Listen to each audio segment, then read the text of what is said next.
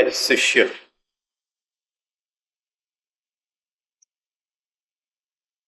શરીર તો બેઉની સાથે છે, પણ બેઉનું હોવા પણ બિલકુલ અલગ આયામમાં હોય છે. ગુરુનું હોવા પણ જે આયામમાં હોય છે, એ શિષ્યને જાણવું, એને સમજવું બહુ મુશ્કેલ પડે. એ જે વ્યવહાર કરે છે એ શરીર સાથે વ્યવહાર કરે.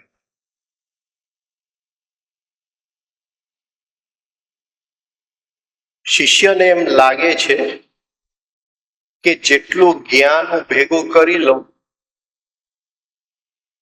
એટલું સારું.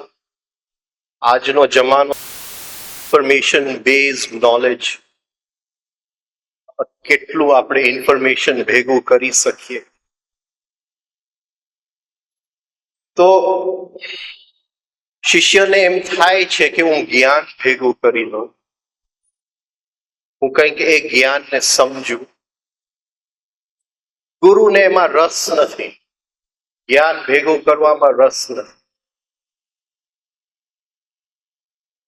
એ બધી જ્ઞાનનો જે જાણવા વાળાનું બીજ જે શિષ્યની અંદર પડેલું છે, એ બીજ ખીલે એની અંદર એ રસ છે.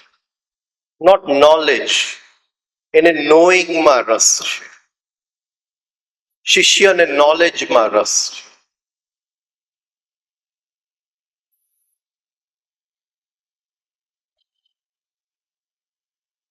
શિષ્યને સમયનો ખ્યાલ નથી, કારણ કે એને યાત્રા કરી નથી. નથી કે આ યાત્રા લાંબી છે, કઠિન છે. ગુરુને ખ્યાલ છે, અને એ અર્જન્સી ગુરુની અંદર છે કે શિષ્ય અને ગુરુ બેઉ થોડા વખત માટે ભેગા છે, અને જો ગુરુનું શરીર પડી જશે અને લિંક નહીં રહે શિષ્ય અને ગુરુની વચ્ચે, તો એ શિષ્યએ જેટલી યાત્રા કરી છે એ બધી ફરીથી કરવી પડશે. કરેલું બધું એની ઉપર પાણી ફરી જશે. એ અર્જન્સીમાં ગુરુ જીવે છે, શિષ્યને અર્જન્સી નથી. એટલે એ રોજની ટેવની અંદર એ અટવાયેલો પડ્યો છે. એને જે જ્ઞાન મળે છે એને વેલ્યુ નથી. એ જ્ઞાન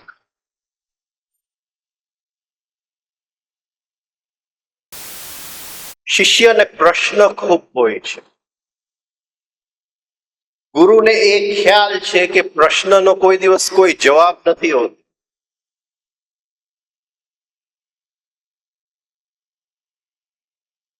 તો એવો કોઈ વચલો રસ્તો જો નીકળી શકે, જ્યાં અંદરનો જાણવા વાળા તરફ શિષ્ય યાત્રા કરે અને એને જે ભૂખ છે ઇન્ફોર્મેશન ભેગું કરવાનું, જ્ઞાન ભેગું કરવાનું, એ સાથે એને સંતોષાય.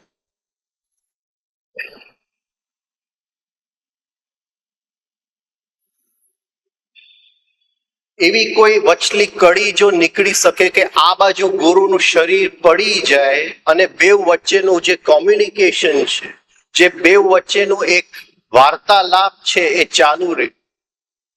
જ્યારે પણ શિષ્યને જરૂર પડે એ ગુરુના સાનિધ્યમાં જઈ શક્તિનો ઉપયોગ કરે.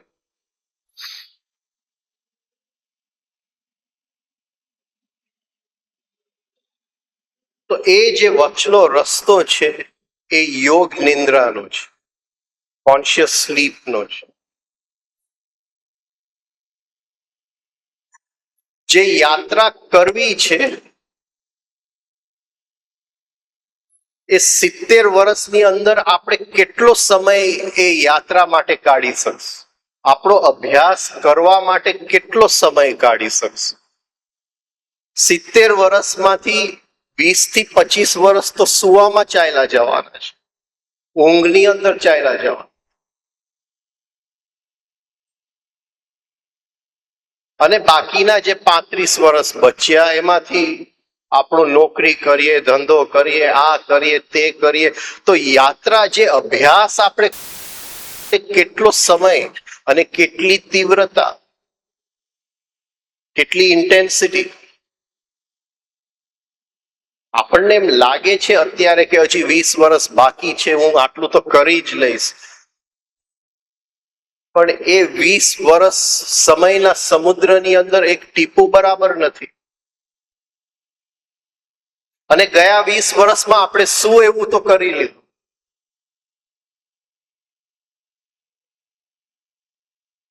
તો કંઈક વચલો રસ્તો નીકળવો જોઈએ, જ્યાં દેશ અને કાલના આયામ જ બદલાઈ જાય, ટાઈમ અને સ્પેસના ડાયમેન્શન્સ જ બદલાઈ જાય, અને શિષ્ય એ આયામમાં જઈ અને જે સાધના બહાર વર્ષો લાગી જાય છે ત્યાં થોડા મિનિટમાં કરીને એ પાછો આવી શકે.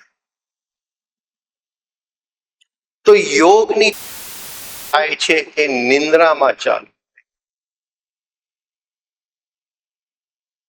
આ શરીરને સોડાવી, આ બ્રેઇનને સોડાવી, અને જે સૂક્ષ્મ બ્રેઇન છે એ જાગી જાય, અને નિંદ્રાની અંદર જો યોગ કરી શકે તો યાત્રા બહુ સ્પીડમાં ચાલે.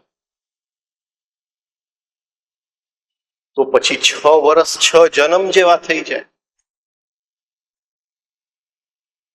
કદાચ વધારે થઈ જાય.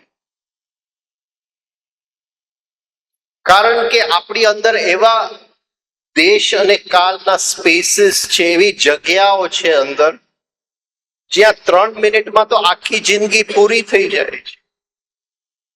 અને એ ત્યાં 3 મિનિટ જો સાધના કરી લીધું તો એ આપણા 20-25 વર્ષ બરાબર છે. તો કેટલી તીવ્રતાથી થઈ ગઈ એ. અને આપણને એમ લાગે કે નવું જ્ઞાન ભેગું કરવાનું છે, કઈ નવું છે જ નહીં. આ અસ્તિત્વમાં સાયકલ અપોન સાયકલ નું રેપિટેશન જ છે. આમાં કઈ નવું બનતું જ નથી. અંદરની દવા તો એક જ છે, ખાલી કેપ્સ્યુલ ઉપરની જે શુગર કોટિંગ છે એ બદલાતી જાય છે. જમાના પ્રમાણે, સોસાયટી પ્રમાણે, રીતિ રિવાજ પ્રમાણે. હવે જે યોદ્ધા આપણને લેવાનું છે એ અભિમન્યુ છે, જેનું દ્રશ્ય ઉપર તરફ છે, જેનું લક્ષ્ય ઉપર તરફ છે. અભિમન્યુ જેની તીવ્રતા બરાબર એકદમ સ્ટ્રોંગ છે, આપણી જેવી તીવ્રતા નથી. જે માની યોનિની અંદર 70 વર્ષમાં નથી કરી શકતા, થોડા સેકન્ડ્સમાં જે કરી શકે છે, એ એવા ટાઈમ એન્ડ સ્પેસમાં જે પ્રવેશ કરી શકે છે, એ યોદ્ધાનું નામ છે અભિમન્યુ. આપણે ત્યાં યોગ નિદ્રાનું શાસ્ત્ર હતું, પણ એટલું બધું ડેવલપ નહોતું. એટલે ડેવલપ એ રીતે નહોતું કે એનું સાયન્સ સરખી રીતે રેકોર્ડ કરવામાં નથી આવ્યું, કે પેલા આ કરવું, બીજું આ કરવું, ત્રીજું. જે યોગ નિદ્રાની ઊંચાઈઓ છે એના સંવાદ છે, જનક અને યાજ્ઞવલ્કનો સંવાદ છે, જેની અંદર જનક પ્રશ્ન પૂછે છે કે સ્વપ્ન શું, અને સ્વપ્નની અંદર આપણે ક્યાં હોય છે, એ કયું શરીર છે જે સ્વપ્નની અંદર છે, અને સ્વપ્નમાંથી ગહેરી નિંદ્રામાં જ્યારે આપણે પ્રવેશ કરીએ છીએ ત્યારે શું થાય છે એ યાજ્ઞવલ્કને પૂછે છે જનકરાજ. અને યાજ્ઞવલ્ક જવાબ આપે છે. પણ યાજ્ઞવલ્ક જે જવાબ આપે છે એ બધી અંતિમ સ્થિતિની બધું વર્ણન છે, એ અંદરના જુદા જુદા પ્રદેશોનું વર્ણન છે. પણ એ કેમ કરવું, એ સ્થિતિની અંદર કેમ જવું, ક્યાંય ભારતીય પરંપરામાં એ સાયન્ટિફિક રીતે ક્યાંય મૂકવામાં નથી આવ્યું. તિબેટની અંદર આ જ જ્ઞાન અહીંથી જ લઈ ગયા. તિબેટના પોતાનું તો કઈ જ્ઞાન નતું, જે જ્ઞાન હતું એ તો અહીંથી જ લઈ ગયા. જે તિબેટના મોટા ગુરુઓ હતા એ પહેલા તો ભારતમાં જ હતા. તિલોપા, નરોપા, એ બનારસમાં જ રહેતા હતા. એ તો મારપા ત્યાંથી આવ્યા અને જે નરોપાએ કીધેલું એ તિબેટમાં લઈ ગયા અને તિબેટની જે અધ્યાત્મ છે એમાં એ 4 ગુરુઓનું વર્ણન છે: તિલોપા, નરોપા, મારપા, મિલરેપા. પણ હકીકતે તિલોપા અને નરોપા તો ઇન્ડિયામાં જ હતા, એ તિબેટમાં નતા. છતાં એ ગણાય છે તિબેટન ગુરુઓની, એની પરંપરાની અંદર. તો તિબેટની અંદર આ જ્ઞાન જે હતું, યોગ નિંદ્રાનું જ્ઞાન, એને એકદમ સાયન્ટિફિક રીતે મૂકવામાં આવ્યું. The yoga of the illusory body. આ બધું ભ્રમ છે, આ શરીર ભ્રમ છે, હું ખાઉં પીઉં છું એ ભ્રમ છે. એની સંવેદના કેમ લેવું, એની જુદી જુદી ટેકનિક્સ, એની માટે તો આખી શિબિર કરવી પડે. The yoga of the clear light. એ એક વખત ખ્યાલ આવી ગયો કે આ જે હું ખાઉં છું એ સ્વપ્ન સૃષ્ટિનું જ હું ખાઉં છું. આ જે અત્યારે હું બેઠો છું, આને અડું છું, એ સ્વપ્નમાં જ અડું છું. અને આપણે કરી શકીએ દિવસની અંદર 5-6 વખત. જરાક આપણી પાસે હવે તો ટાઈમર વાળું ઘડિયાળ છે, એમાં મૂકી દીધું, દિવસમાં 2 કલાકે વાગજે, 2 કલાકે ટીટ ટીટ થયું. અરે આ અડું છું પણ સ્વપ્નું છે, અને હું છું, આ કપડા પહેરેલા છે એ સ્વપ્નું છે.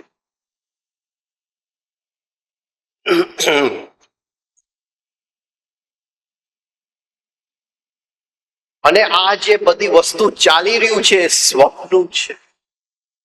આ જે સૃષ્ટિ બનેલું છે, તત્વથી બનેલું છે, એ સ્વપ્ન સૃષ્ટિની તત્વથી બનેલું છે. એ બનેલું છે એ હું કેવા નથી માંગતો, પણ જ્યારે સ્વપ્નની અંદર પ્રવેશ કરશું આપણને ખ્યાલ આવશે કે આ સામે જે દેખાય છે એ સ્વપ્ન.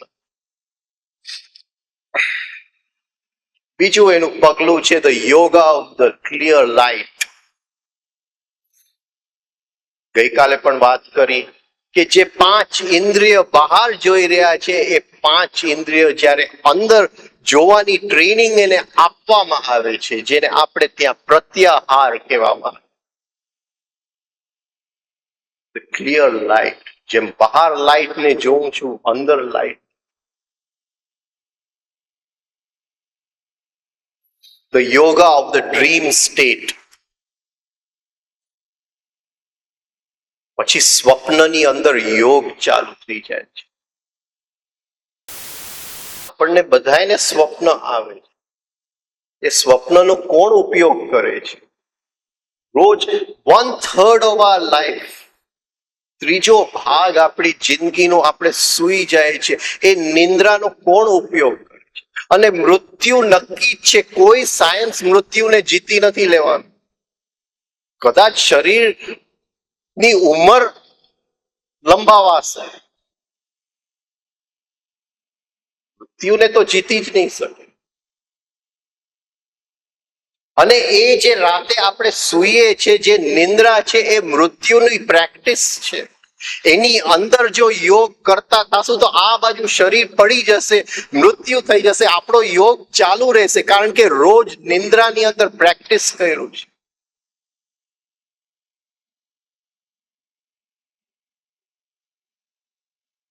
આ બધું કરવાનું કોને સમય છે?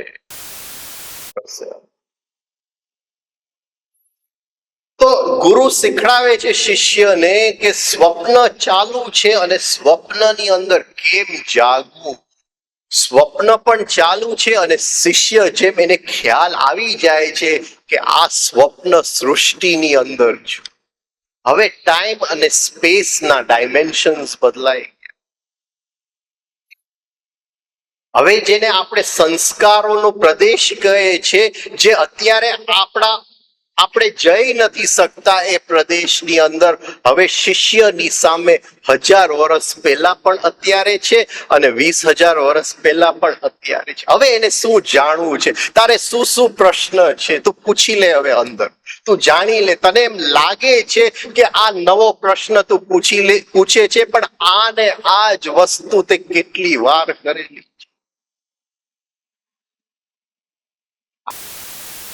શ્રી કૃષ્ણ અર્જુન કે અર્જુન, તને એમ લાગે છે કે આ તારો એક જ જન્મ છે? આવા તો કેટલા જન્મ આપણે સાથે લીધેલા છે. આપણે જઈ નથી શકતા. જઈ નથી શકતા એટલે એ નથી કારણ કે આપણે અભ્યાસ કરવા તૈયાર નથી. જાણવા તો બહુ માંગે કે ગયા જન્મ શું હતું ને આવતો જન્મ શું હતું ને આ શું હતું, પણ એ નોલેજ કોઈ કામનું નથી. ઇન્ફોર્મેશન ભેગું કરીને શું કરશું? તો ગુરુ શીખડાવે છે શિષ્યને કે સ્વપ્ન સૃષ્ટિમાં કેમ જા. હવે સંસ્કારોનું પ્રદેશ સામે છે અને શિષ્ય ધીમે ધીમે એ પ્રદેશમાં જઈ અને જે એને કેટલા જન્મોમાં પહેલા કરી ચૂક્યો છે એને ખ્યાલ આવે છે કે આ બધું હું ફરીથી શું કામ કરું? આ બધું જ્ઞાન તો અહીંયા પડેલું જ છે અને એ મારું જ જ્ઞાન છે, મેં જ કરેલું. બહાર શું કામ શોધું? કોઈ ચોપડીની અંદર, કોઈ શાસ્ત્રની અંદર, કોઈ ગુરુ પાસે જે વસ્તુ અંદર પડેલી છે એ ખજાનો અંદર પડે અને ત્યાં તો 3 મિનિટની અંદર તો જીવન પૂરું થઈ જાય છે. એટલે જે 20 વર્ષ આપણે તો ભણ્યા, સ્કૂલમાં ગયા અને કોલેજમાં ગયા અને ડિગ્રી લીધું, 3 મિનિટમાં ડિગ્રી મળી ગઈ. આ યોગ નિંદ્રા છે. તો yoga of the dream state એ જ્યારે અંદર જાગે છે એ અભિમન્યુ યોદ્ધા છે. માના ગર્ભમાં એને શીખી લીધું. The yoga of the conscious death, the yoga of the transference, to transfer from one birth to another birth. આ બધા યોગ છે, પણ તિબેટની અંદર એનું સાયન્ટિફિક રીતે રેકોર્ડ કરવામાં આવ્યું છે કે આ બાજુ શરીર પડી જાય છે, આ બાજુ બીજો જન્મ લે. એ વચ્ચેના પીરિયડમાં શું થાય છે? ત્યાં આપણે કંઈક કરી શકીએ છીએ એ વચ્ચેના પીરિયડમાં? એ વચ્ચેના પીરિયડમાં અભિમન્યુએ ઘણું બધું જ્ઞાન ઉપલબ્ધ, એટલે એ જન્મની સાથે જ યોદ્ધા હતો.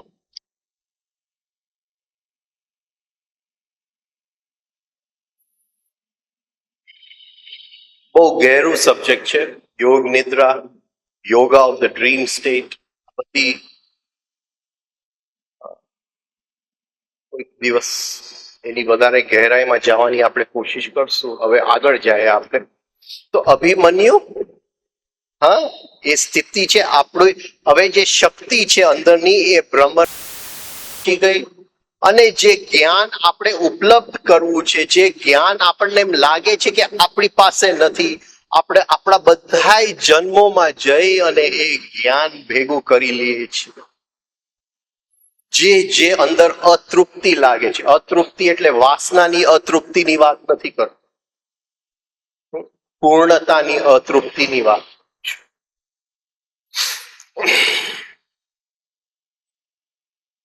એ આ સ્વપ્ન સૃષ્ટિમાં આપણે પૂરું કર્યું. છેલ્લે કે છે દ્રૌપદેયાશ્ચ, દ્રૌપદીના 5 છોકરાઓ જે છે એ પણ યોદ્ધાઓ છે. જરા જોઈ લે કોણ છે દ્રૌપદીના 5 છોકરાઓ. કુંડલીની શક્તિ જ્યારે એક ચક્રને ભેદ કરે છે, એ ચડે છે બેકબોન માંથી, ત્યારે પહેલું જે ચક્ર છે એ મૂલાધારના સંબંધમાં આવે છે અને મૂલ આધાર અને કુંડલીનું મિલન થાય છે ત્યારે શરીરની અંદર અમુક શક્તિઓ એની મેળે જાય છે. કુંડલીની એટલે દ્રૌપદી, મૂલાધાર એટલે સહદેવ. એ બેવનું મિલન થઈ જાય છે અને એમાંથી જે દીકરાનો જન્મ થાય છે, શ્રુત કર્મ. શ્રુત કર્મ કોઈ પણ સિચ્યુએશનની અંદર રાઈટ એક્શન શું છે? કદાચ આમાંથી કોઈ જે કૃષ્ણમૂર્તિનું નામ સાંભળ્યું અને જે કૃષ્ણમૂર્તિ 1986 એમનું શરીર શાંત થયું અને લગભગ 60 વર્ષ કે કદાચ એનાથી વધારે દુનિયામાં ફરીને એ લેક્ચરો આપતા હતા. Right action, right action. What is the right action? આ સિચ્યુએશનની અંદર સાચું કર્મ શું છે, જેની અંદર મારો કોઈ મતલબ નથી, મારો કોઈ અહંકાર નથી અને એ પ્રકૃતિની જે ઈચ્છા છે એ ઈચ્છા પૂર્ણ થાય છે. એ રાઈટ એક્શન શું છે? પણ જ્યાં સુધી આ સિચ્યુએશનમાં, આ પ્રસંગમાંથી મારે કંઈક લઈ લેવું છે, ત્યાં સુધી હું સમજી નહીં શકું કે પ્રકૃતિ શું કરવા માંગે છે. આ પોઈન્ટ જો પકડાય,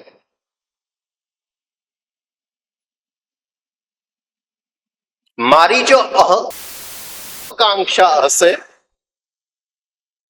તો હું આંધળો છું, પ્રકૃતિ તરફ આંધળો છું, ધૃતરાષ્ટ્ર બની ગયો છું, મહત્વકાંક્ષી છું. કારણ કે આમાંથી મારે કોઈક ફાયદો લઈ લેવો છે, થોડા પૈસા કમાવા છે, કંઈક બીજો ફાયદો લઈ લેવો છે, કોઈકની ઉપર કબજો કરવો છે, કોઈકને ચલાવવું છે, પાવર ગેમ રમવું છે. પણ આની અંદર સાચું કર્મ શું છે? તો દ્રૌપદી અને સહદેવનું મિલનમાંથી જે છોકરાનું જન્મ થાય છે, જે પુત્રનું જન્મ થાય છે, એ શ્રુત કર્મ, જે હર સિચ્યુએશનની અંદર રાઈટ એક્શન શું છે? સામે એક ભિખારી આવે છે, આપણી અંદર દયાનો ભાવ આવી જાય છે. હવે પ્રકૃતિએ એને આ સ્થિતિમાં કયા કારણસર મૂક્યું છે? અને 5 રૂપિયા આપવું તો પ્રકૃતિની જે ઈચ્છા છે એના પ્રમાણે આપવું જ, કે પ્રકૃતિની ઈચ્છા છે કે હજી એ થોડો આ સ્થિતિની અંદર દુખી રહે?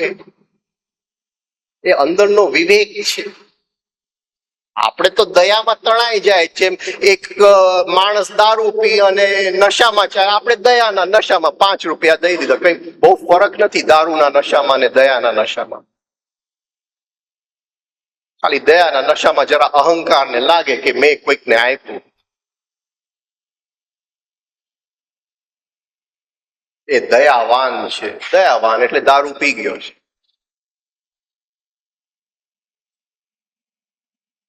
એ જાણે છે કે આ સ્થિતિમાં સામે વાળો શું કામ છે અને પ્રકૃતિની ઈચ્છા કેમ પૂરી કરવી, કે પ્રકૃતિની સાથે ચાલી અને રાઈટ એક્શન કરવું. એ બહુ વિવેક માંગી. તો જ્યારે દ્રૌપદી અને સહદેવનું મિલન થાય છે, એમાંથી જે પુત્રનો જન્મ થાય છે, એ રાઈટ એક્શન, મૂળ આધાર છે.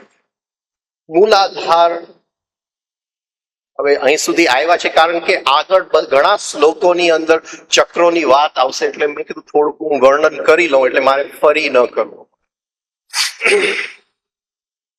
એની સાઈઝ લગભગ 8 આનાના કોઈન જેવી છે.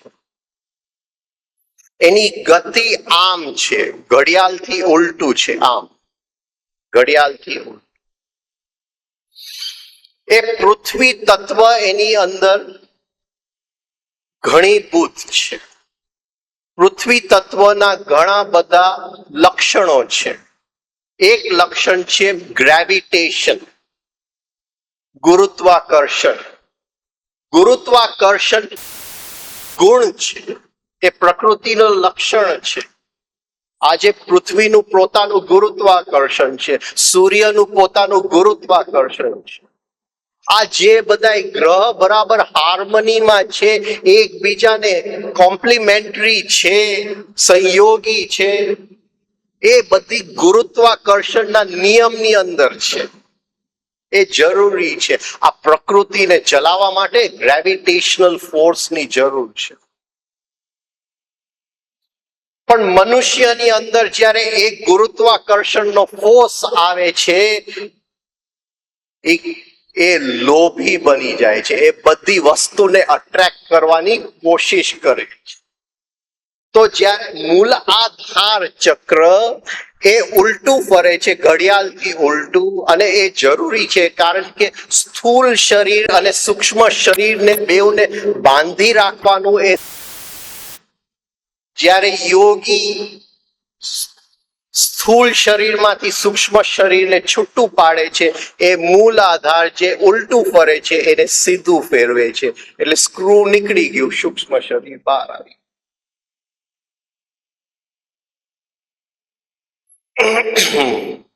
તો એ મૂલાધારમાં ગુરુત્વાકર્ષણ છે, એ મનુષ્યની અંદર લોભની રીતે પરિણામ. એ લોભ ક્યારે હોય છે? જ્યારે એ ચક્ર રિધમ અને બેલેન્સમાં નથી હોતો, એની લય બરાબર નથી. જ્યારે આપણે શ્વાસ 1 2 3 5 6 માં લઈએ છે, ધીમે ધીમે મૂળ આધાર લયમાં આવી જાય છે. એ જેવું લયમાં આવી જાય છે, એનું જે ગુરુત્વાકર્ષણ, પૃથ્વી તત્વનું ગુરુત્વાકર્ષણ છે, એ હાર્મનીમાં આવી જાય છે. જીવનમાંથી લોભ નીકળી જાય. હવે આપણે કુંડલીની શક્તિને ઉપર લઈ અને બેઉનું મિલન કરીશું. આ ન થાય, અને જો ઇમ્બેલેન્સ્ડ મૂલાધારમાં, બેલેન્સ વગરના મૂલાધારમાં જો કુંડલીની શક્તિ ચડાવી દીધું, તો જે સાધારણ માણસમાં લોભ આવે છે, એ શિષ્યની અંદર એનાથી 1000 ગણું વધારે લોભ આવી. અને આ થાય છે. જે લોકો સમજ્યા વગર યોગ કરે છે, આ થાય. પછી તો જે ઘર સંસાર છોડી અને આશ્રમ બાંધે છે, પણ આશ્રમમાં સંપત્તિ ભેગી કરવામાં જીવન નીકળી જાય છે. જરા જુઓ આજકાલ આપણા ગુરુઓની હાલત, કંઈક ઇમ્બેલેન્સ થઈ ગયું છે ક્યાંક. મૂલાધાર તત્વનું કંઈક ઇમ્બેલેન્સ થઈ ગયું. એટલે દ્રૌપદેયાશ્ચ, દ્રૌપદીના 5 દીકરાઓ છે, એ પણ મહારથ છે. આ છેલ્લું છે, પહેલો છે શ્રુતકર્મ, બીજું છે ષટ અનિક. હવે કુંડલીની શક્તિ સ્વાધિષ્ઠાનમાં આવે છે. સ્વાધિષ્ઠાનમાં જેની સાથે દ્રૌપદીના લગ્ન થાય છે, એ છે નકુલ. સ્વાધિષ્ઠાન જો હું જરાક ટૂંકાણમાં કેવું પડે છે, કારણ કે મૂલાધારમાં હકીકતે 5 તત્વ અમુક રીતે પડેલા છે, અને એની એકની ગહેરાઈની, એકના લક્ષણની વાત કરીએ તો બહુ ટાઈમ નીકળી જશે. તો જસ્ટ ટૂંકાણમાં એક ઉપરથી એક તમને શું કહેવાય સમરી આપી દો. ષટ અનિક. ષટ એટલે 100, અનિક એટલે વધ. જે 100 વધ કરી શકે એવી શક્તિ, ષટ અનિક.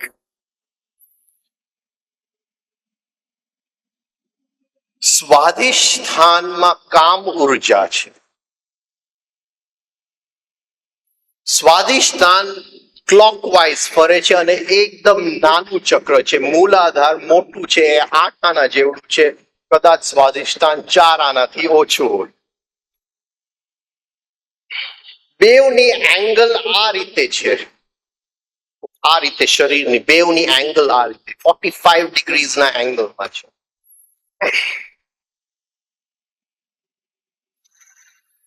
જલ તત્વ સ્વાધિષ્ઠાનમાં છે, જેમ પૃથ્વી તત્વ મૂલાધારમાં છે, જલ તત્વ સ્વાધિષ્ઠાનમાં છે. એટલે એને સેક્સ એનર્જી કહેવામાં. નકુલ, જેની સેક્સ એનર્જી કોઈ કુલનો નથી રહ્યો, જે કોઈ કુલનો નથી, એ નકુલ. જેને કોઈ સંસ્કાર નથી, આને ફ્રી સેક્સ નહીં સમજતા. એ ફ્રી સેક્સ પણ એક સંસ્કાર છે, જેની સર્જન શક્તિ હવે કોઈ પણ જાતની સંસ્કારથી દોષિત નથી, જેની પ્યોર અવસ્થામાં સેક્સ એનર્જી આવી ગઈ, એ નકુલ છે. પણ એ ક્યારે છે? જ્યારે દ્રૌપદી સાથે એના લગ્ન, અને એ જ્યારે સેક્સ એનર્જી ઉપર કુંડલીની ઉપર ચડે છે, ત્યારે એમાંથી જે નીકળતો પુત્ર જે છે એ એવો પાવરફુલ છે કે જે સો પ્રલોભન આપણી શક્તિઓને બહાર લઈ જાય છે. જે સો પ્રલોભન છે દુનિયામાં આપણને ચોટી રાખે છે, એ સો પ્રલોભનને એ વધ કરી અને કેવો છો. આગળ જાય, કુંડલીની પછી ઉપર ચડે છે, અને અહીંયા બે ચક્ર છે, મણિપુર અને કુંડલી. મણિપુર સૌથી મોટું ચક્ર છે. કદાચ મૂલાધાર 8 આના હોય તો મણિપુર ઇઝ અબાઉટ 1 રૂપી ગણીએ તો. અને એ પણ ઉલટું ફરે છે અને સખત સ્પીડમાં ફરે છે. એ આવેગનો ચક્ર છે, એ પશુતાનો ચક્ર છે. મનુષ્ય જે છે એ બે વસ્તુનો મિલન છે. ઉપરથી દિવ્ય અંશ પરમાત્મા થઈને આત્મા થઈને બ્રહ્મરંધ્રમાં બેસી ગયા, અને જે શરીર મળ્યું એને પ્રકૃતિમાંથી મળ્યું. એ બેઉનું મિલન છે. શરીર પ્રકૃતિનો છે, અંદર જે બેઠેલો છે એ દિવ્ય છે. આ બેઉનું મિલન. આ બાજુ શરીર ખેંચે છે, પાછું પ્રકૃતિ બાજુ ઓલો ખેંચે કે પાછો આવજે. વચ્ચે જે બિચારો ફસાય છે એ મન છે. શરીર મનને પ્રકૃતિમાં ખેંચી જાય છે, અંદરનો પરમાત્મા એ મનને ઉપર તરફ ખેંચે છે. એટલે તો મનુષ્ય ટેન્શનમાં જીવે છે. એને બેઉ બાજુ પગ રાખવા છે, એને બેલેન્સ કરતા શીખવું પડે. એટલે બુદ્ધે કીધું કે મારો માર્ગ જે છે એ મજ્જિમ નિકાયા, ધ મિડલ પાથ, વચલો માર્ગ, મજ્જિમ નિકાયા.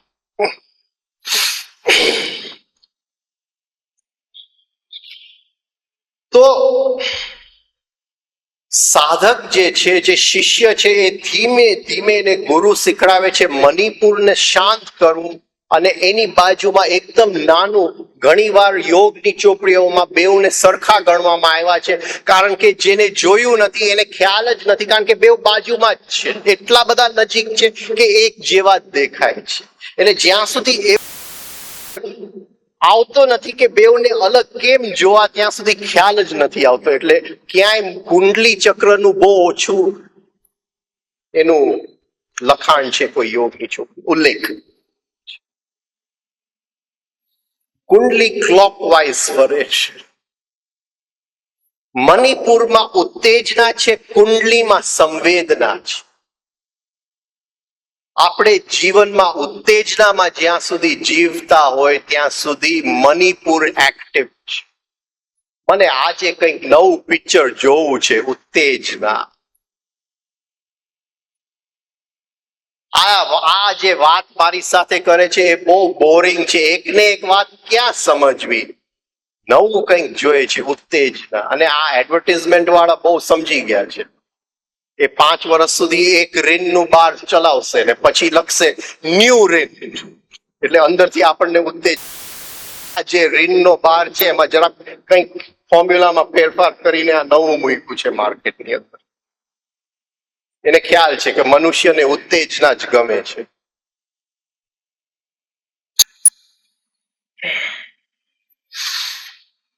હરેક વસ્તુ આપણે ઉત્તેજનાથી કરીએ છીએ. આપણી એવા ઊંઘમાં જીવીએ છીએ કે 5 ઇન્દ્રિયોને કંઈક ઉત્તેજના મળે તો કંઈક આ ઊંઘમાંથી આપણે જાગીએ. સંવેદના શું છે આપણે ખ્યાલ જ નથી. હજી તો એક સૂર્યોદય થાય છે, એના કલર્સ છે, એની સંવેદના આપણે લઈ શકીએ છીએ, એની બ્યુટીની સંવેદના લઈ. અરે વોટ અ બ્યુટીફુલ સનરાઈઝ, ઉત્તેજનામાં ફેરવી નાખ્યું. ઉત્તેજનામાં જરાક આવીને જુઓ ને, આ કેટલું સરસ છે, પતી ગયું, ઉત્તેજના થઈ. સંવેદનામાંથી ઉત્તેજના. હર ક્ષણે અંદર જરાક આ જે હું કાર્ય કરું છું એ ઉત્તેજનાથી કરું છું કે સંવેદનાથી? તો ધીમે ધીમે મણિપુર બંધ થશે, કુંડલી ચક્ર જાગૃત થઈ જશે. કુંડલી ચક્રની અંદર સંવેદના છે, અને એ જે અંદરનો આત્મ તત્વ છે એની સંવેદના લેવાની છે. એ આપણને ઉત્તેજિત કરી શકે એમ નથી. એને એ ભાષા નથી આવડતી ઉત્તેજનાની, એને એડવર્ટાઇઝમેન્ટની ભાષા નથી આવડતી. એ ઉત્તેજિત કરી શકે એમ નથી. ત્યાં તો સંવેદના જ લેવું. અને જ્યારે જમવા બેસો બપોરે, ત્યારે ઉત્તેજનામાં ન જમતા જરાક સંવેદનામાં જમજો. ભલે કોરો ભાત હોય, પાણી વાળો કોરો ભાત, એની અંદર સેજ મીઠું નાખીને પણ ખાલી કોરો ભાત દાળ વગરનો પણ ખાવો પડે, પણ એની અંદર સંવેદના જે આપણે લેવું હોય આપણે લઈ શકીએ. અને આ પણ જોઈએ, અને આ પણ જોઈએ, અને આ પણ જોઈએ, તો ઉત્તેજનામાં ચાય લાગે. મને તો જમવામાં આ જ જોઈએ ને આના વગર નહીં ચાલે. ઉત્તેજના. આ ઝેન મોંક્સ એની મોનેસ્ટ્રીમાં બિચારાઓને શું મળે ખાવા માટે? પાણી વાળો ભાત મળે. એ જે આશ્રમમાં જીવે છે, જે સાધના કરે છે, પાણી વાળો ભાત, એની અંદર સેજ જેપનીઝ મીઠું નાખી દે, આજીનો મોટો.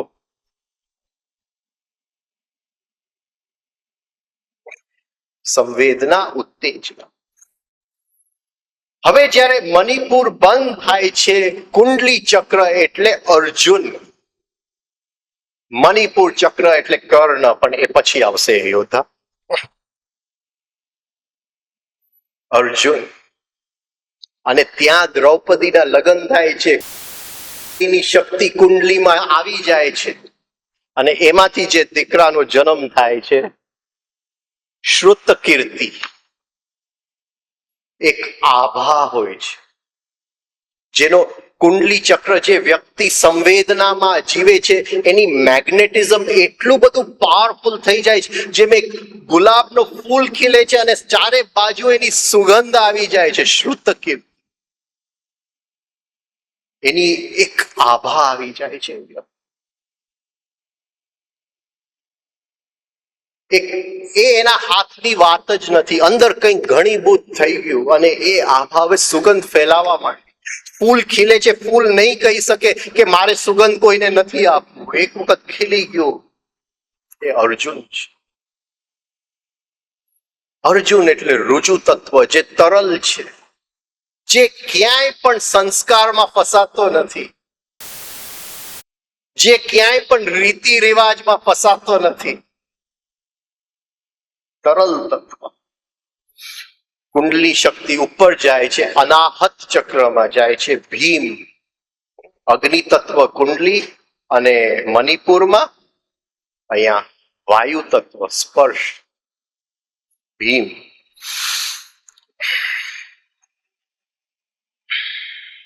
અર્જુને સંવેદના ઉપર પણ વિજય મેળવ્યું છે, ભાવ કેન્દ્ર ઉપર પણ વિજય મેળવ્યું છે. બહુ જુદી ટાઈપનો યોદ્ધા છે, પણ એ આગળ જતા આપણે જોશું. ભીમ, અનાહત. અનાહત ડ્યુપ્લિકેટ ચક્ર છે, બે ભાગ છે. રાઈટ સાઈડ જે છે ક્લોકવાઇઝ છે, લેફ્ટ સાઈડ એન્ટી ક્લોકવાઇઝ છે. અને લેફ્ટ સાઈડ એન્ટી ક્લોકવાઇઝ છે,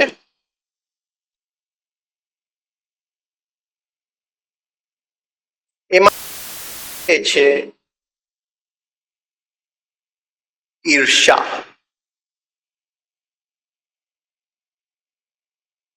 સોરી, ઈર્ષા નહીં, મોહ. સોરી, મોહ. વિશુદ્ધિમાં ઈર્ષા, અહીંયા મોહ. આ મોહ નીકળે છે. આપણે મોહિત થઈ જાય છે કોઈકની વાત, તો એ અનાહત ચક્ર ઉલટું ફરે છે. મને તો આ છોકરી ગમી ગઈ, મોહિત થઈ ગયા. આપણો પ્રેમ મોહ સિવાય કઈ નહીં. એ અનાહત ચક્રની ઉલટી ગતિ છે. પ્રેમ તો એક અંદરનો દીપક છે. એ અંદરની એવી અગ્નિ છે કે જે સામે આવ્યું એની ઉપર પડ્યું, પણ મને તો આ ગમે છે અને આ નથી ગમતું, એ પ્રેમ નથી. એ પ્રેમમાં ફરી શકે, રૂપાંતરિત વાત છે. ક્ષમા, ક્ષમા પણ અહીંનો દીપક છે, પણ ક્ષમાનો દીપક એવો છે કે એ વ્યક્તિએ જે પણ કર્યું હોય મારી સાથે, અંદર પ્રકાશ છે, એ સામે આવ્યો એટલે એની ઉપર પ્રકાશ પડી જ જવાનું છે, એ ક્ષમા થઈ જ જવાનો છે. Breathe in love, breathe out forgiveness, એ ક્ષમા થઈ જ જવાનો છે. એવું નહીં કે એને તો મારી સાથે આટલું કર્યું અને મેં એને માફ કરી દીધું. એ ગણતરી છે, એ બિઝનેસ છે, એ ક્ષમા નથી. એને તો આટલું બધું કરેલું પણ મેં તો એને માફ કરી. બધું અહંકારની તૃપ્તિ માટે છે. કોઈ કોઈને માફ નથી કરતું. અંદર ક્ષમાનો દીપક આવી ગયો તો એ માફ થઈ જ જાય છે. આપણા હાથની વાત જ નથી. આ બધું અનાહત ચક્રની અંદર પડેલું છે. પણ જ્યાં સુધી એક ભાગની ઉલટી ગતિ છે એને સીધી કરવી પડે. એ કરી છે. એને બેઉ કેન્દ્ર સરખા છે. અને આ જે વાયુ તત્વ અનાહતમાં પડેલું છે એને સેક્સના કેન્દ્ર સાથે એને જોડી અને જે વીર્યની ઉર્જા છે એને બરાબર હાર્મની લયબદ્ધતામાં ભીમ આવી ગયો છે. ત્યાંથી તો એની શક્તિ આવી છે. વીર્યની શક્તિ અને અહીંનો ભાવ એ ભીમ છે. અને જ્યારે મહાભારત વાંચશું આપણે ત્યારે ખ્યાલ આવશે કે આટલો મોટો યોદ્ધા હતો, આટલો પાવરફુલ યોદ્ધા હતો, પણ નરમ તો એવો હતો. અને જે રીતે અને મનુષ્ય કેટલો નરમ છે, અંદરથી કેટલો નાજુક છે, એનું સંબંધ સ્ત્રી સાથે કેવું છે એની ઉપરથી ખ્યાલ આવે. એ સ્ત્રીને કઈ આંખમાંથી જોઈ છે? નાજુકતાના આંખમાંથી જોઈ છે કે કઈ? અને આખા વનવાસની અંદર જેને દ્રૌપદીની ડગલે ડગલે જેને સેવા કરી છે એ ભીમે કરી. મને આ એક ફૂલ ગમે છે, આવા તું 1000 ફૂલ લઈ આવી દે. નીકળી પડ્યો. એ પ્રશ્ન નથી પૂછતો એક તારી પાસે છે તો બીજા 1000 ની તારે શું જરૂર છે. પ્રશ્ન અહીંથી કીધું એટલે નીકળી પડ્યો. એક અંદરની નાજુકતા છે, સ્ત્રી પ્રત્યેનું નાજુકતા છે. એ જ્યારે અનાહત ચક્રમાં પ્રેમ અને કરુણા અને ક્ષમા આ બધું જ્યારે એની અગ્નિ અહીંયા ખીલી ઉઠે છે ને, જીવનની અંદર નાજુકતા આવી જાય છે. શક્તિ પણ આવે છે, નાજુકતા પણ આવે છે. એ અનાહત ચક્રનું લક્ષણ છે. અને ત્યાં જ્યારે કુંડલીની શક્તિ ચડે છે અને ભીમ અને દ્રૌપદીના લગ્ન થાય છે, એમાંથી જે દીકરો નીકળે છે એ શ્રુત સોમ.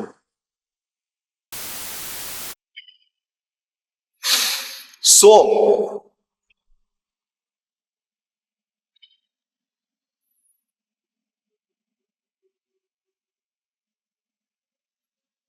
એ જ દ્રવ્ય જેનાથી નશો ચડે, એ જ દ્રવ્યનો જુદી રીતે ઉપયોગ કરી અને જ્યારે અંદર ચિત્તની ભૂમિમાં બરાબર એક પ્રકાશ જાગી જાય, અંદરનો દીપક જાગી જાય, એને સોમ કહેવામાં. દારૂથી નશો ચડે પણ એ દારૂનો કોઈક રીતે જો ઉપયોગ થવાથી જો અંદરના અનાહત ચક્રની અંદર પ્રકાશ આવી જતો હોય તો એ દારૂમાંથી સોમરસ ઉત્પન્ન. એવી જ રીતે જે સેક્સ એનર્જી છે આપણી, એ હંમેશા ઉત્તેજનાના માર્ગે જ જાય છે. આમ આપણે ગાડીમાં જાતા હોય છે અને કંઈક પિક્ચરનું બોર્ડ છે, ત્યાં તરત જ આપણી નજર જાય છે. સેક્સ એનર્જી આપણી એવી છે કે એ ઉત્તેજનામાં જ ચાલ્યું જાય છે હર ક્ષણે. એ સેક્સ એનર્જી જ્યારે વાયુ તત્વની મદદથી જ્યારે એને લયબદ્ધ કરવામાં આવે છે અને એ ઉપર ચડે છે, રિધમ એન્ડ બેલેન્સમાં જ્યારે ઉપર ચડે છે, એમાંથી જે દીકરો નીકળે છે એ સોમ છે. એ દારૂનો નશો નથી, એ અંદરના પરમાત્માનો નશો છે. એ જુદો નશો છે. એ જે અવધૂત છે એને ખ્યાલ છે આ નશાનો. રામકૃષ્ણને આ નશાનો ખ્યાલ હતો. હજી ભૂલથી કોઈક પરમાત્માનું નામ લઈ દે એ નશા.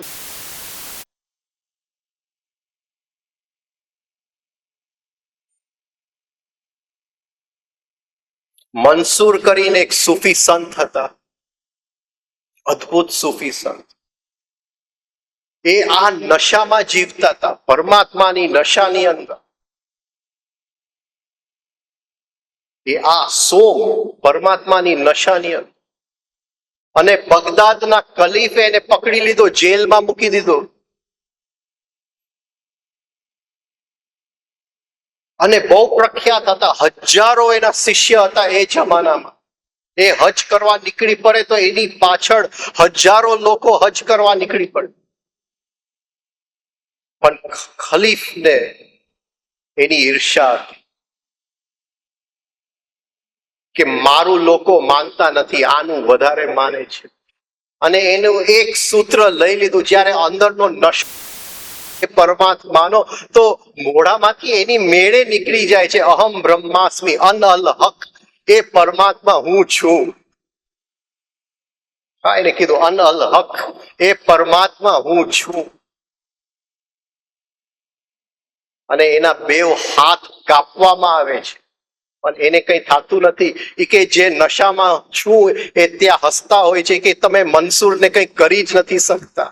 બેવ પગ એના કાપવા, જેટલું કરુણ એનું મૃત્યુ હતું, કદાચ ક્રાઇસ્ટનું પણ નહોતું. મંસૂર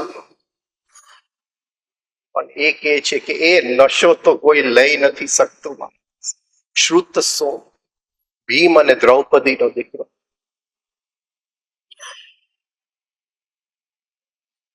અને કુંડલીની શક્તિ જ્યારે અહીંયા વિશુદ્ધિ ચક્રમાં આવે છે, વિશુદ્ધિના પણ બે ભાગ છે. પાછલો ભાગ જે છે એ આમ ફરે છે, અને આગલો ભાગ જે છે એ ક્લોકવાઇઝ ફરે છે. બે આમ છે.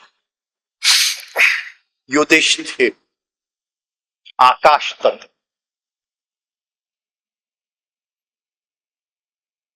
આ પ્રેક્ટિસ આપણે કરવા જેવી છે. યુધિષ્ઠિરની પ્રેક્ટિસ આપણે રોજના જીવનમાં કરવા જેવી. એ આકાશ તત્વ ક્યાં છે? હંમેશા બેવની વચ્ચે છે.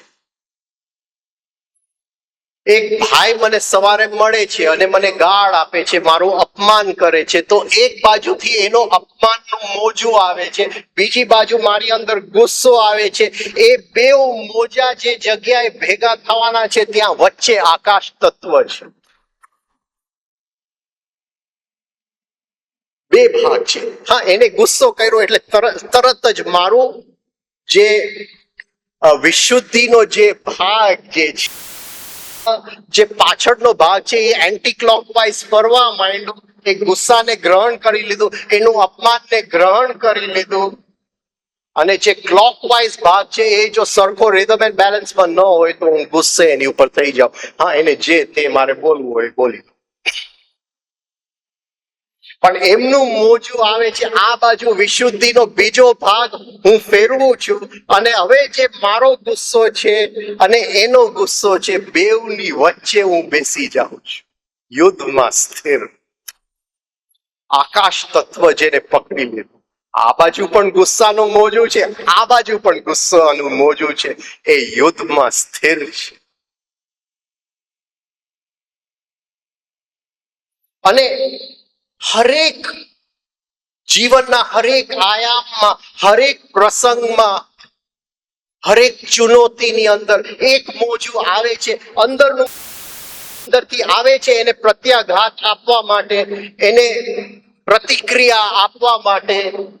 આપણે જો વચ્ચે બેસી શકીએ, ન આ મોજાનું અસર થાય, ન આ મોજાનું અસર થાય, એ યુદ્ધમાં સ્થિર છે. એ આકાશ તત્વ છે. જો આકાશ તત્વ આપણે શોધી શકીએ તો દુનિયાની અંદર કોઈ પણ ઝઘડો બચી જ શકે નહીં. શક્ય જ નથી. How is it possible? આપણે કોઈ પણ એક મોજામાં તણાઈ જાય છે, એ આકાશનું ગુણ આપણે પકડી નથી શકતા. એ બેવની વચ્ચે છે.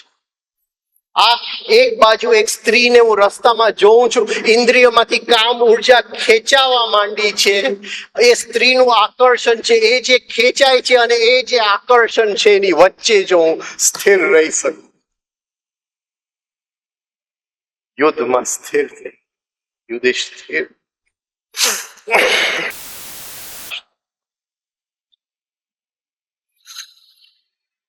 અહીંયા જેલસી હોય છે, મત્સ્ય હોય છે. આગળ બધા યોદ્ધાઓ દુર્યોધનમાં આવશે, એમાં એક યોદ્ધો જેલસી છે, ઈર્ષા.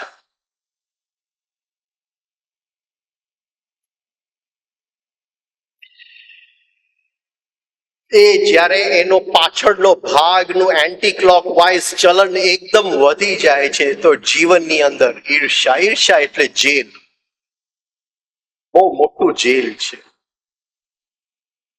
હવે એમની ઉપર મને ઈર્ષા આવી ગયું. હા, એ જરાક મારાથી એનું ઘર જરાક વધારે સારું છે એટલે મને ઈર્ષા આવી ગયું. ઈર્ષામાંથી સસ્પિશન જાગે છે. સસ્પિશન સમજો છો ને? શંકા કે હવે એ આ કરશે તો આમ થશે ને, એ આ કરશે તો આમ થશે. હવે મારા જે આજ સુધી સરખા હતા એ જેલમાં મારા વિચાર ફસાય. એ આની માટે જ કરે છે, મને નીચે પાડવા માટે જ કરે છે. એ જેલ છે, એ મનનું જેલ છે. અને યુધિષ્ઠિર અને દ્રૌપદી એટલે જ્યારે કુંડલીની શક્તિ વિશુદ્ધિ ચક્રમાં ચડે છે અને યુધિષ્ઠિર અને દ્રૌપદીના લગ્ન થાય છે, એમાંથી જે દીકરાનો જન્મ થાય છે પ્રતિવિંદ. વિંદ એટલે વિંધવું. પ્રતિવિંદનો અર્થ એ થાય જે આપવાથી શુભ થાય. એ જેને વિશુદ્ધિ ચક્ર વિંધ્યું છે આ રીતે, એ ખાલી એના જઈને આપણે બ્લેસિંગ્સ લઈ લઈએ તો આપણું કામ સારું ઉતરી જ જાય, શુભ થાય. એને ખાલી જઈને મળી આવે તો એના વાઇબ્રેશન્સ અંદર એવા કામ કરી જાય કે આપણું જે આપવાથી જે શુભ, આ અંદરની સિદ્ધિ છે. તો છેલ્લે જે એને 5 યોદ્ધાઓ લીધા એ દ્રૌપદીના દીકરાઓ છે, એ આપણે લઈ લીધા. હવે જે દુર્યોધન પોતાના યોદ્ધાઓની વાત કરે છે, અત્યાર સુધી તો એને પાંડુ સેનાના યોદ્ધાઓની વાત કરી. હવે એ પોતાના યોદ્ધાઓ એ છે જે અંદરની શક્તિ બહાર ખેંચવા માંગે છે, જે ધ્યાનની સ્થિતિમાં આપણને રહેવા દેવા માંગતા નથી, જે અંદરની શાંતિ ભંગ કરવા માંગે છે, જે બહારના પ્રલોભન આપી અને આપણને એક દુનિયાવી નશામાં ફસાવા માંગે છે. અસ્માકમ તુ વિશિષ્ટાયે તાનિ બુધ દ્વિજોત્તમ નાયકા મમ સૈન્યસ્ય સંજ્ઞાર્થમ તાન બ્રવીમિ તે. ભવાન ભીષ્મશ્ચ કર્ણશ્ચ પશ્ચ સમિતિં જય અશ્વત્થામા વિકર્ણશ્ચ સૌમદત્તિસ્તથૈવ ચ અન્યે ચ બહવઃ શૂરા મદર્થે ત્યક્તજીવિતાઃ નાનાશસ્ત્ર પ્રહરણાઃ સર્વે યુદ્ધ વિશારદાઃ.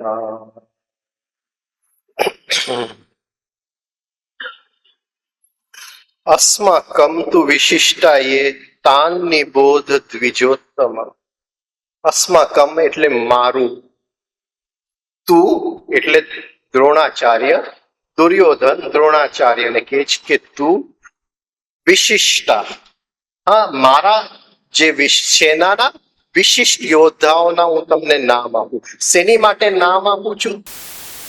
એ તાન નિબોધ, તારા જાણ માટે, જસ્ટ ફોર યોર ઇન્ફોર્મેશન, સંજ્ઞાર્થમ.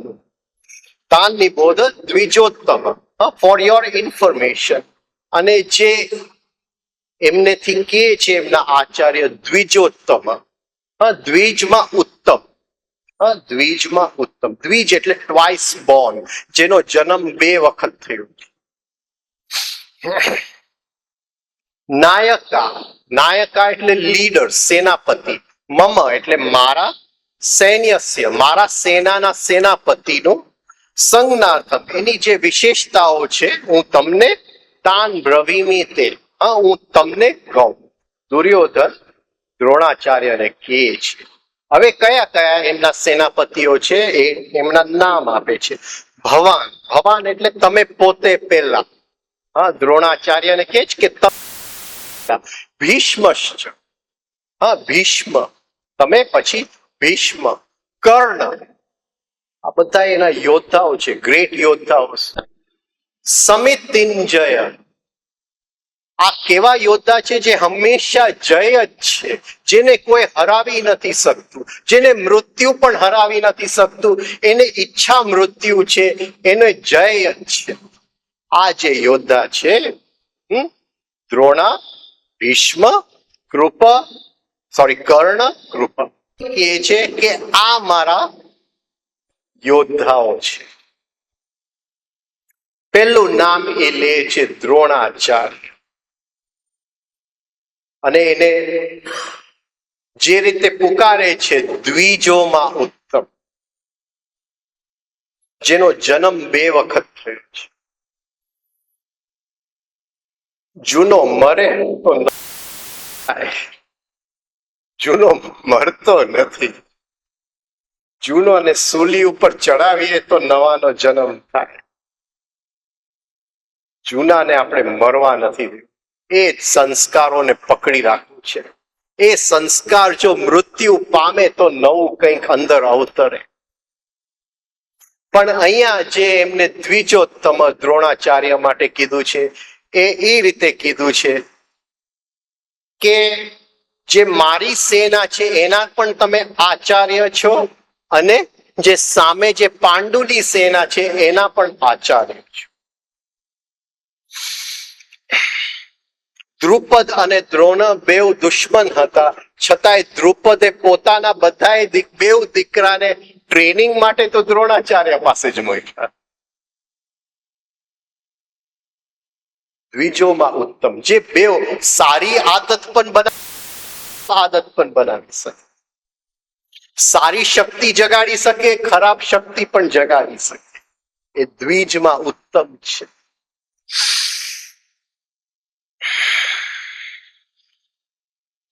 આપણી અંદર નાનપણથી એવી આદતો જ બની જાય છે કે શક્તિઓ બહાર જાય, અને ખાલી ધ્યાનમાં બેસવાથી ખાલી શક્તિ અંદર નથી આવવાની. નવા નવા સંસ્કાર આપણે બનાવવા પડે એક શક્તિનો સામનો કરવો. જુદા જુદા હું 2-3 દાખલા આપું. મને ખ્યાલ છે કે જેવું હું કંઈક એવો સીન જોઉં છું ટીવી ઉપર કે કોઈ પિક્ચરનું એડવર્ટાઇઝમેન્ટ જોઉં છું તો મારી અંદર કામ ઉર્જા જે છે એ બહાર જ ચાલ્યું જાય છે. હું ઉત્તેજિત થાઉં છું અને કામ ઉર્જા બહાર જાય છે. આ અંદર ખ્યાલ આવી ગયો. અંદર આવો એક સંસ્કાર નાનપણથી પડી જ ગયો છે, આપણા હાથની વાત નથી. અને કંઈક ધ્યાનમાં બેસીને એ કામ ઉર્જાને પકડીને ન બેસાય. એક નવો સંસ્કાર બનાવવો પડે. તો હું રાતે સૂતી વખતે પહેલા સંજય બની જાઉં અને જોઉં કે આજના દિવસમાં મારી કામ ઉર્જા ઉત્તેજનાના માર્ગે કયા કયા ક્ષણે ગઈ હતી અને એ ક્ષણ ફરીથી જીવી અને તે વખતે એ ક્ષણની અંદર હું નવો સંસ્કાર મૂકી દઉં કે જ્યારે જ્યારે હું કામુક્ત થાઈશ ત્યારે અંદર હું પ્રકૃતિના સૌંદર્યને યાદ કરીશ. આ એક નવી આદત છે.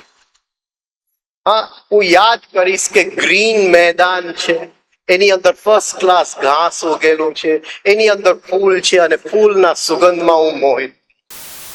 ઓ સંસ્કાર છે, એ સંસ્કારને બનાવવો પડે. એ સંસ્કાર આપણે ધીમે ધીમે એનો અભ્યાસ કરતા ગયા. હવે ફરીથી નીકળી પડ્યા રસ્તા ઉપર, ફરીથી પિક્ચરનું ચિત્ર આવ્યું અને જેવું ધ્યાન જાય છે અંદરથી ચેકિતાના આપણને યાદ કરાવે છે. તું જરાક યાદ કર એટલે એ જ સીન મૂકી અને તરત જ અંદર આપણે જોઈ લઈએ છીએ ગ્રીન મેદાન છે, ફૂલ છે સરસ મજાના, એ ફૂલમાં આપણે મોહિત થઈ જાય છે.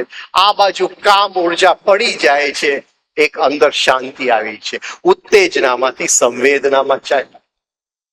આ રીતે જે ખરાબ આદતો હોય, જે અંદર વલણ પડી ગયા હોય, એનો સામનો કરવા માટે નવા નવા સંસ્કારની સેના બનાવવી પડે. એ પાંડુ સેના છે, ઓલું કૌરવ સેના છે. અને આ સંસ્કાર બનાવવા વાળું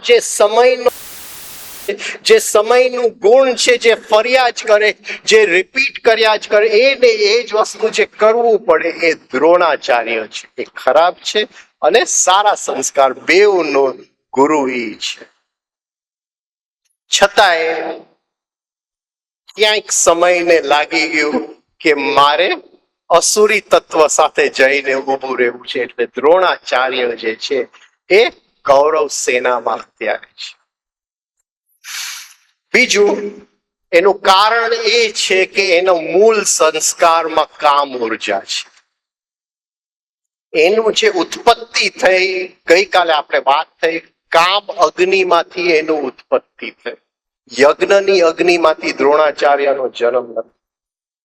કદાચ આમાં તો મને લાગતું નથી, છતાંય વાત મૂકી દો. કદાચ કોઈકના લગ્ન થવાના બાકી હોય અને યજ્ઞ કર્મ કરવો હોય, પુત્રનો જન્મ આપવો હોય કે પુત્રીનો જન્મ આપવો હોય, તો એક તો પહેલા જોજો કે એ જ્યારે એ પુત્રના જન્મ આપવા માટે હું સેક્સમાં જાઉં ત્યારે એ કામ વાસના વાળી સેક્સ ન હોય, એ એક લક્ષ્ય હોય પુત્રનું. તો એ સેક્સનું જે ક્રિયા છે એ પણ યજ્ઞ કર્મ થઈ જશે. અને ભૂલથી અરે આમ થઈ ગયું, અમને ખ્યાલ જ નતો અને રહી ગયું અંદર, તો એ કામ વાસનામાંથી ઉત્પન્ન થયેલું બીજ છે. પછી આપણે રડીએ કે મારો દીકરો મારો માનતો નથી ને આમ નથી કરતો, એને સુધારશે કોણ? પણ પહેલો જે સંસ્કાર આપણે આ કઈ રીતનો એને આપ્યો છે, ગર્ભધાન એક બહુ મોટું સંસ્કાર છે. કેમ ગર્ભને આપવું? એનીવે આગળ જાય આપણે. તો પેલો જે એ કહે છે એ દ્રોણાચાર્ય કહે છે. ભવાન ભીષ્મ આપણે જોઈ ગયા, જે પ્રતિજ્ઞાથી બદ્ધ છે, અહંકાર. છતાંય એ અહંકારના બે રૂપ છે, એક મારી પ્રતિજ્ઞા અને એક એનું ઓરિજિનલ રૂપ અહમ કરોતી, એની માટે એના બે રૂપ છે. છેલ્લે જ્યારે ભીષ્મ બાળની શૈયા ઉપર સૂતેલા છે, એને આખું ખ્યાલ આવે છે. એને ખ્યાલ આવે છે કે આ જે આડું નડ્યું એ મારી પ્રતિજ્ઞા હતી. એ જે મેં અહંકાર, જે મેં મારા પિતા માટે એની સેવા કરવા માટે જે અહંકાર હતું, એ અહંકાર મેં મારી પ્રતિજ્ઞાને સાચી કરી, ત્યારે તો આ બધું થયું. એને ખ્યાલ. અને એને પિતાએ વરદાન આપ્યું છે, ઈચ્છા મૃત્યુ. અહંકાર એની મેળે જો સમજે તો જ એ મરી શકે એમ છે, એને કોઈ મારી શકે એમ નથી. એની મેળે, કારણ કે એ જ શ્રી કૃષ્ણ, એ જે પુરુષોત્તમ પુરુષ છે, એને પોતાના કામ માટે એ અહંકારનો જન્મ આપ્યો છે. એ અહંકાર ફરીથી સમજી લે કે મારે એની અંદર શરણાગતિ થઈ જવું છે, મરી જવું છે, એની અંદર સમાઈ જવું છે. પણ એને પોતે થવું જોઈએ, એ ઈચ્છા મૃત્યુ છે. આગળના શ્લોકમાં આવશે કે ભીષ્મ થાકેલા હતા. એ આ બધું જોઈને થાકી ગયા હતા. આપણો અહંકાર થાકેલો અહંકાર નથી, થાકવાની વાર છે. એ જ્યારે અહંકાર થાકેલો છે, શૈયા ઉપર સૂતેલો છે, ત્યારે એને ખ્યાલ આવે છે કે આ તો મેં મારી યાત્રા કરી, એની યાત્રા મારે કરવાની હતી. હવે ફરીથી એની અંદર હું સમાઈ જાઉં. એ જે એની અંદર સમાઈ જાય છે એને આપણે ઉત્તરાયણ કહીએ છીએ. હવે શરીરની બધી જે શક્તિ લઈ અને જ્યાં એ પરમાત્મા બેઠા છે બિંદુની અંદર, એ બરાબર ત્યાં એને સમાવી દેવા એ ઉત્તરાયણ છે. એક બહારનું ઉત્તરાયણ, એક અંદરનું. એમ નહીં સમજતા કે 14મી જાન્યુઆરી પછી મરી ગયા એટલે ભીષ્મ થઈ ગયા. સારું છે 14મી જાન્યુઆરી પછી મરવું, ઘણું બધું નવું પ્રાણ હોય છે વાતાવરણ. પૃથ્વી પણ 6 મહિના પ્રાણ લે છે અને 6 મહિના જૂનું જ પ્રાણ વાતાવરણમાં મૂકે છે. એનું પણ શ્વાસ ચાલે છે. એટલે જે 6 મહિના પ્રાણ લે છે, જાન્યુઆરી 14th to જુલાઈ 14th, એ પીરિયડને ઉત્તરાયણ કહેવામાં આવે છે. સૂર્યમાંથી એ પ્રાણ લઈ અને એના વાતાવરણમાં છોડે છે. અને 6 મહિના સૂર્યમાંથી નથી લેતું, હા, જૂનું જ પ્રાણ વાતાવરણમાં છોડે છે. એટલે ચોક્કસ ઉત્તરાયણની અંદર કંઈક નવું છે વાતાવરણની અંદર. પણ આ જે ઉત્તરાયણની વાત છે, એ અંદરની બધી શક્તિ ભેગી કરી, એ શક્તિ જેની માટે પેઢી એને કર્મ કરેલું, એ શક્તિ બધી એકઠી કરી અને બિંદુની અંદર એને સમાવી દીધી. મા બાપ અને દીકરો એક થઈ ગયા. જીસસ કહે છે, my father and I are one. એક થઈ ગયા.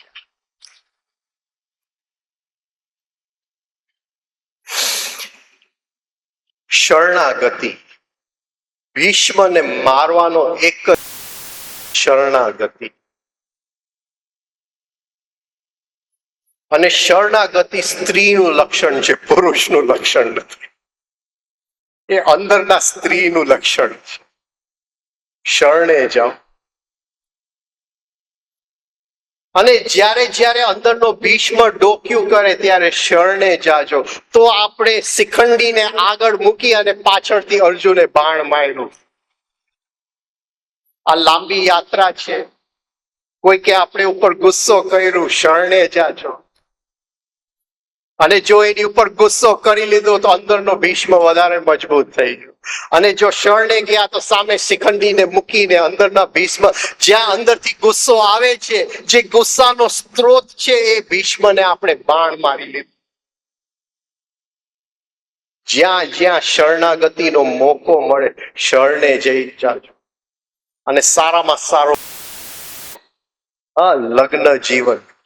કારણ કે એ લગ્ન જીવનમાં ઘણા બધા પ્રસંગ છે પુરુષ અને સ્ત્રી વચ્ચે, જ્યાં એકબીજાનો ગુસ્સો, એકબીજાની ઈર્ષ્યા, એકબીજાની અને આ બધાયનું પાછળનું કારણ એ ભીષ્મ છે. એટલે જેવો એ ઈર્ષ્યા બહાર આવે છે, એની સાથે ભીષ્મ ડોક્યું કરે છે, અંદર શરણાગતિનો બાણ મારી શિખંડીને આગળ નહીં. આશ્રમમાં નહીં થાય, આશ્રમમાં નહીં થાય, એ તો કરવું પડે લગ્ન જીવનમાં.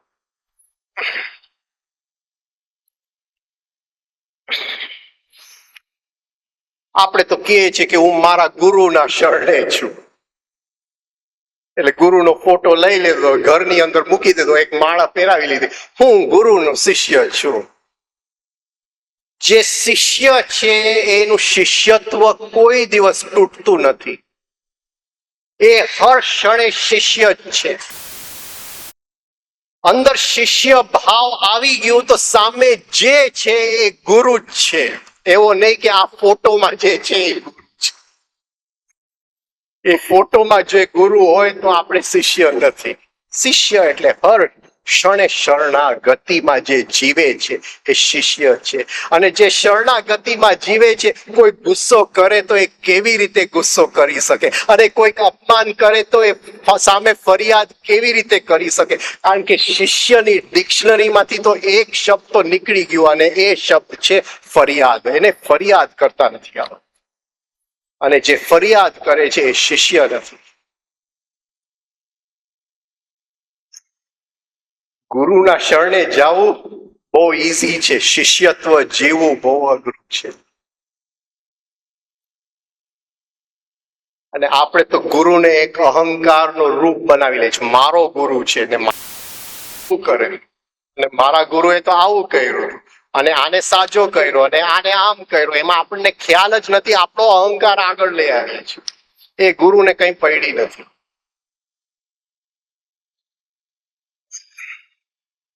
શિષ્યત્વ જીવવું બહુ મોટી પ્રેક્ટિસ માંગી લે.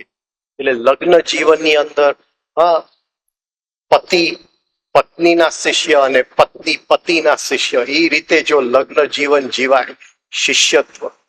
અને બાપ બાળકોનો શિષ્ય, અને ધીમે ધીમે એ બાળકોની અંદર પણ શિષ્યત્વ ખીલશે. જે બાપ પોતે શિષ્ય બની જાય, પણ બાપ કહેશે કે નહીં, મારા પગે પડ ને હું બાપ છું, તો પૂરું થઈ ગયું, તો શિષ્યત્વ ગયો.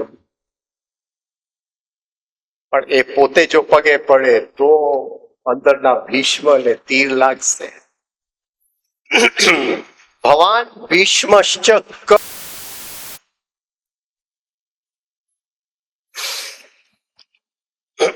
એને શું કામ પોતાના ગુરુનું નામ ન પહેલા લીધો, કૃપશ્ચ? કૃપાચાર્ય પહેલા કેમ ન કહ્યું? પહેલા એના મિત્રનો નામ લઈ લીધું, કર્ણ.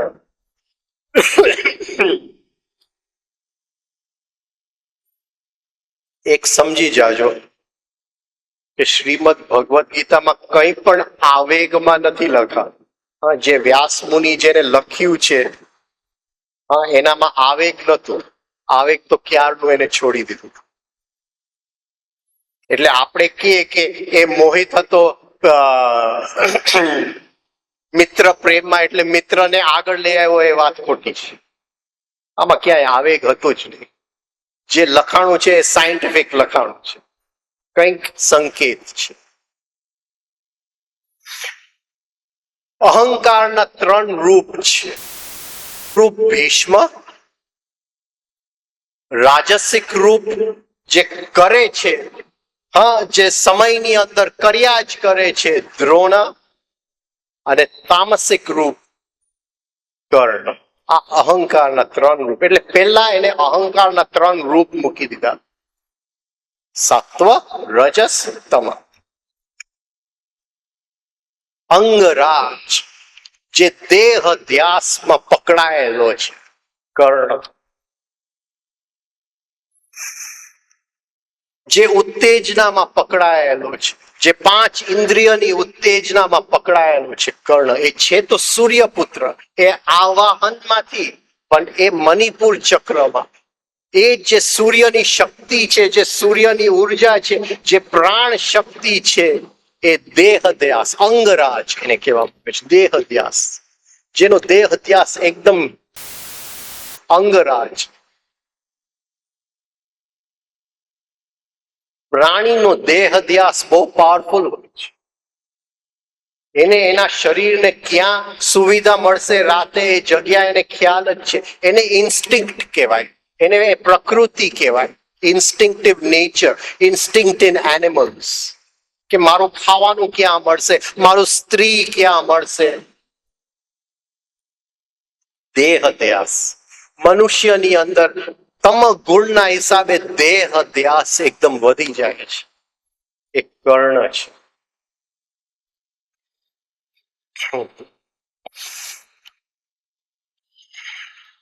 કર્ણ એટલે કાન, સાંભળેલું જ્ઞાન. આપણું જ્ઞાન નહીં, સાંભળેલું જ્ઞાન.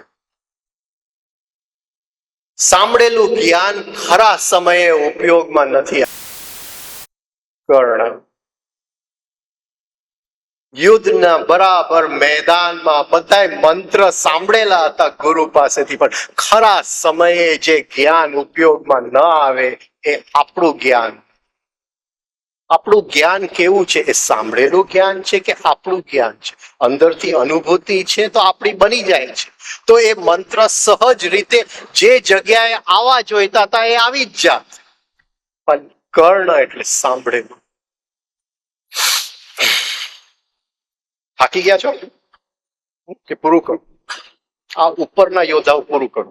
હા, કૃપા સુધી પૂરા કરો.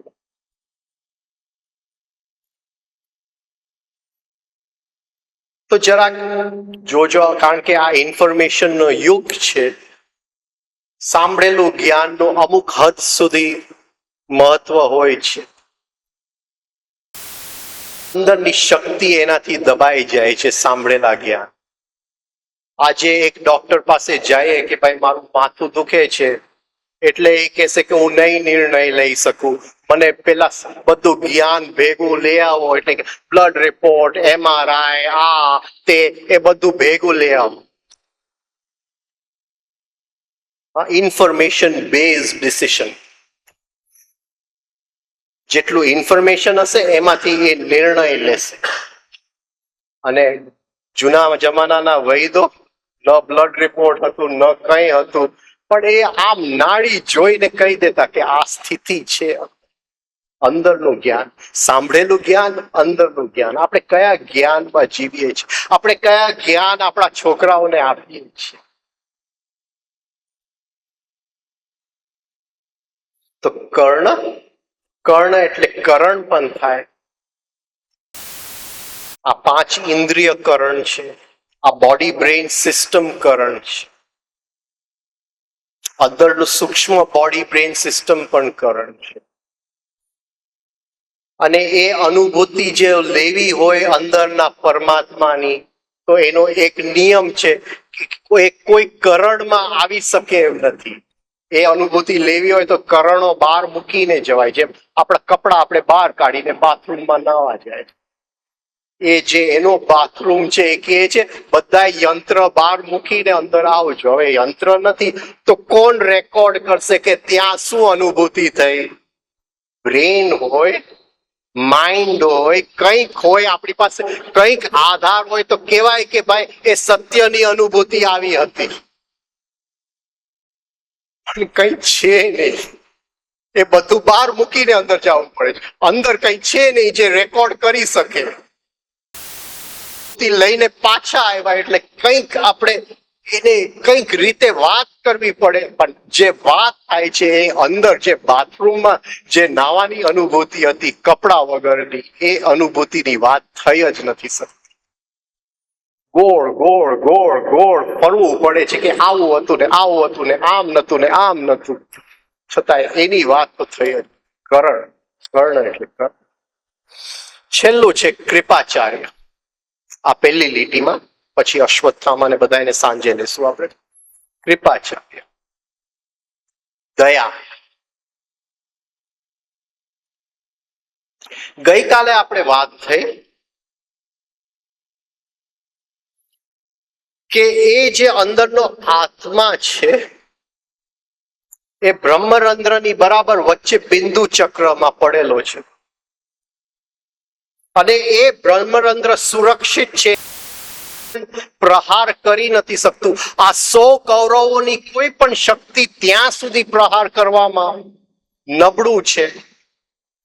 એક જ શક્તિ અંદર જાય છે અને એ છે દયા.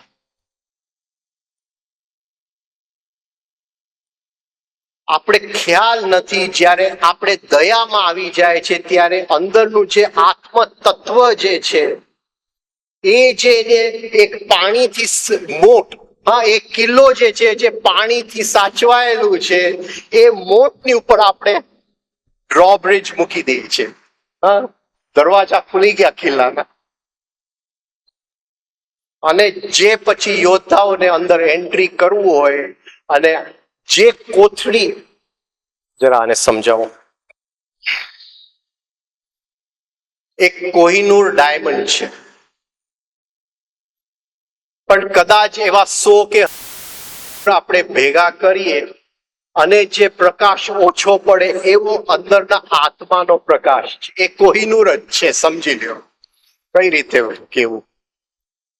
અને એ એક પારદર્શક કોથળીની અંદર છે, એ બ્રહ્મરંધ્રમાં સુરક્ષિત છે.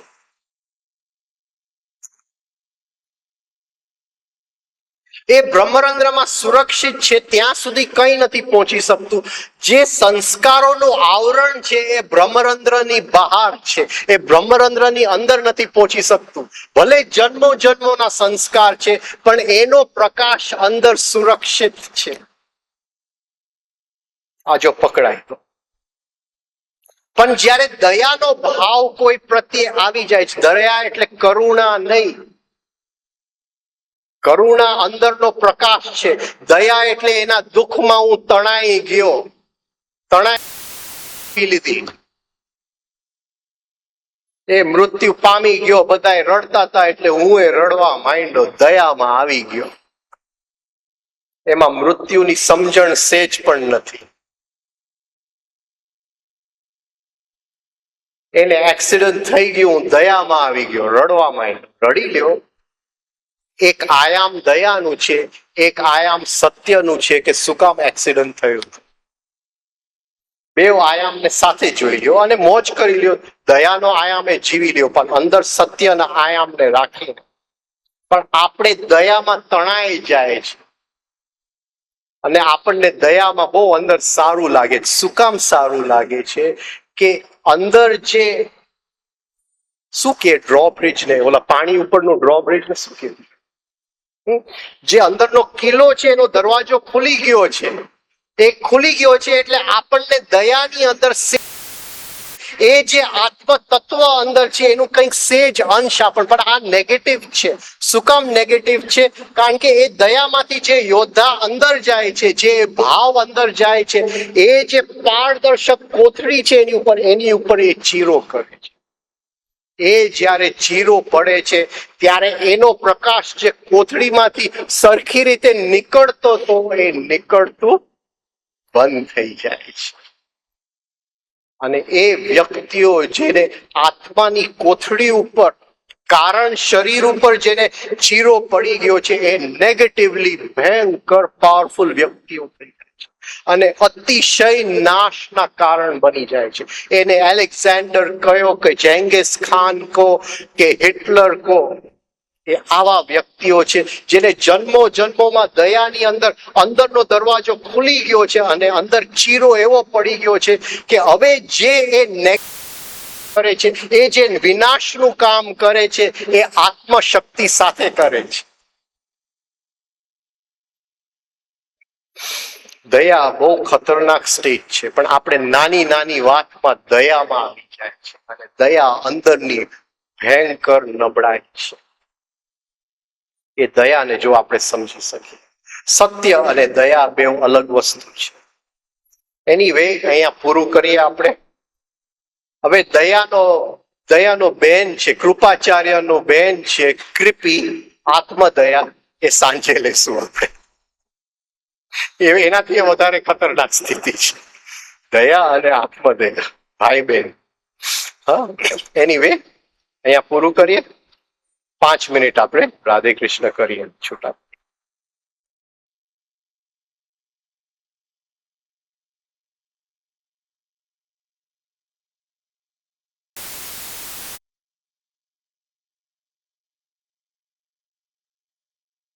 પ્રાર્થના કરું ગુરુને કે આપણા બધાના જીવનમાં આ લય કણ કણમાં આવી જાય, આપણું જીવન રાસ બની જાય.